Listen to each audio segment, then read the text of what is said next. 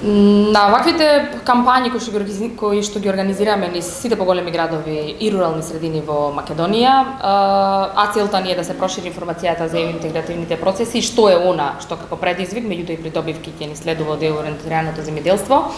Најчестите коментари кои што ги добиваме од страна на земјоделците е дека да, ваквите информативни кампањи се потребни и истите не да бидат исклучиво само во периодот на кога се случуваат некои поголеми настани како што е сега кај нас, туку да имаат еден континуиран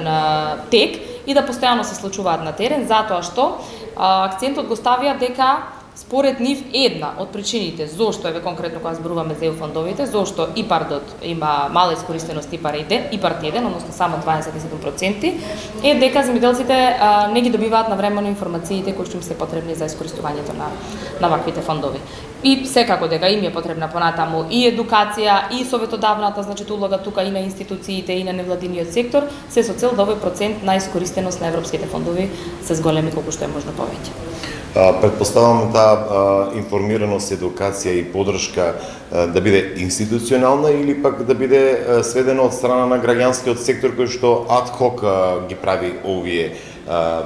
едукативни работилници. Колку е потребна таа институционална информираност и поддршка? Сепак земјоделскиот сектор во Македонија е огромен. Да, зошто да речам ние и како рурална коалиција влеговме токму во овој процес на информирање, токму тоа. Значи 80% претежно се смета дека Македонија е рурална земја или конкретно во наредниот период